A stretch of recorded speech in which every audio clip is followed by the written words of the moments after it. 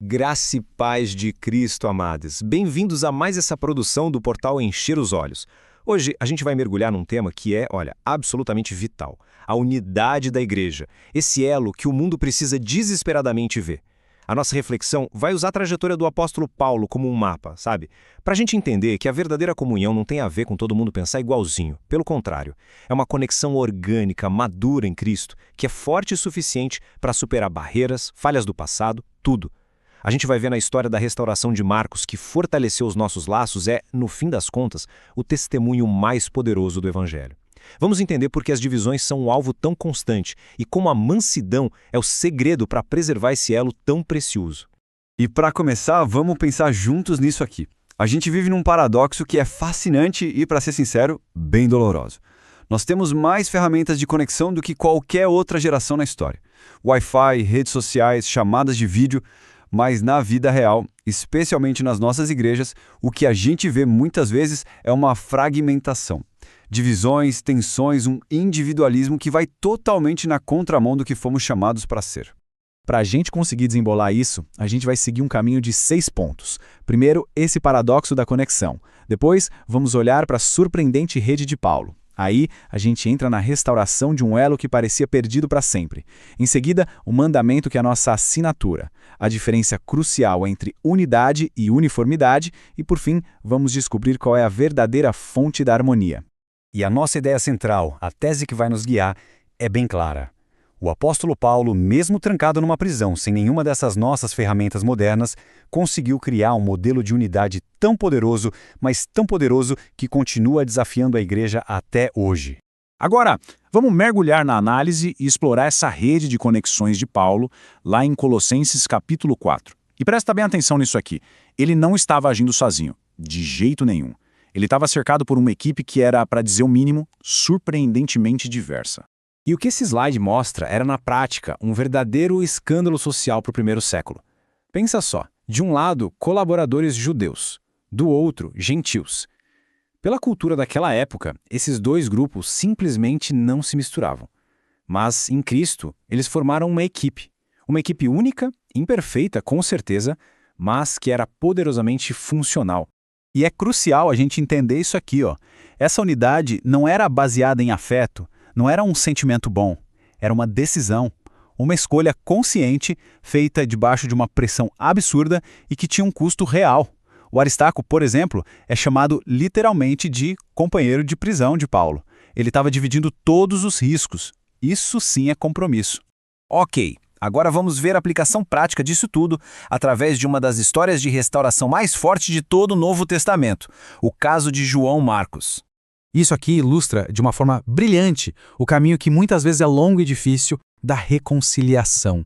Pensa só na jornada. Primeiro a deserção, depois uma ruptura tão feia que chegou a separar Paulo e Barnabé. E aí, anos depois, a restauração completa. A ponto de Paulo chamá-lo de sua consolação. A unidade, entende? Exige essa disposição de reescrever histórias que a gente já tinha dado como terminadas.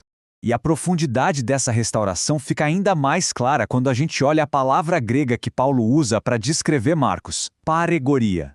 É a mesma raiz da nossa palavra paregórico, sabe? Aquele remédio que alivia a dor. Ou seja, Marcos não era só útil de novo. Ele se tornou um bálsamo, um alívio para a alma de um Paulo que já estava tão sofrido. Isso é o que a graça de Deus faz.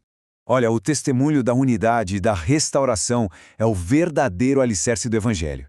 E se essa mensagem está ressoando aí, aqui fica um convite enfático. Para um estudo mais aprofundado, visitem o portal Encher os Olhos, curtam e, claro, compartilhem este conteúdo. Agora a gente deixa um pouco de lado uma história pessoal para analisar o mandamento teológico central, aquele que sustenta toda a unidade cristã. Jesus foi explícito, né? Dou-lhes um novo mandamento. O amor mútuo não é uma sugestão, não é uma opção, nem um ideal distante. É o sinal, é a nossa assinatura, aquilo que torna o discipulado visível para o mundo. É por esse amor que o mundo vai nos reconhecer. Então, o ponto crucial é este. O inimigo das nossas almas entende isso perfeitamente. A estratégia principal dele não é atacar as doutrinas de frente. Não, ele ataca os relacionamentos. Sabe por quê? Porque quando os laços se quebram, a doutrina mais sólida do mundo perde toda a credibilidade aos olhos de quem está de fora.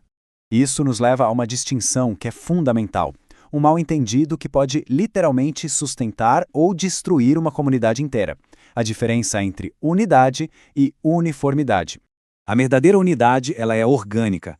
Ela nasce da conexão de pessoas diferentes com o mesmo Senhor, e justamente por isso ela aguenta a diversidade. Já a uniformidade, essa é institucional. Ela exige que todo mundo pense, haja e até pareça igual. E por ser artificial, ela é extremamente frágil, quebra no primeiro conflito que aparece. A gente precisa mudar a nossa perspectiva. Unidade não é a ausência de conflito. Gente, pessoas diferentes juntas é inevitável ter atrito. A unidade é a presença de Cristo no meio do conflito, agindo como aquele elo que impede a tensão de virar uma ruptura. E finalmente vamos para a nossa última sessão para descobrir a fonte da verdadeira e duradoura harmonia.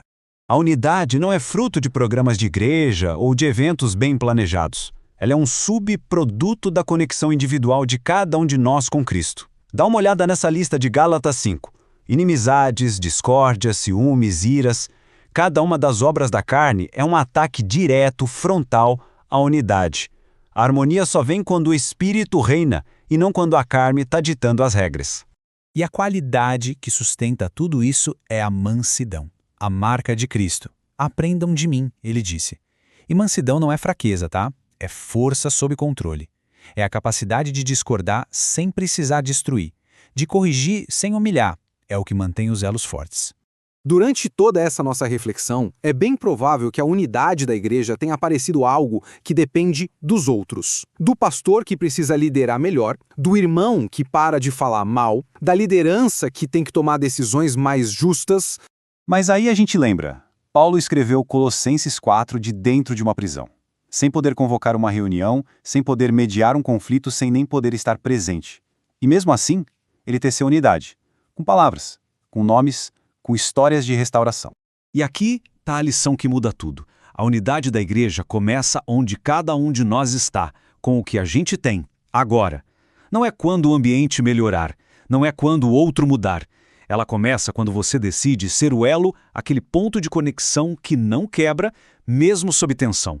Paulo não esperou as condições ideais, ele criou conexão de dentro de uma cela, e essa conexão foi tão forte que atravessou séculos e chegou até nós hoje. A pergunta que fica no ar é, o que nós vamos fazer com ela? Que este conteúdo ajude a encher seus olhos com o que é eterno e que Deus lhe abençoe e guarde de todo o mal.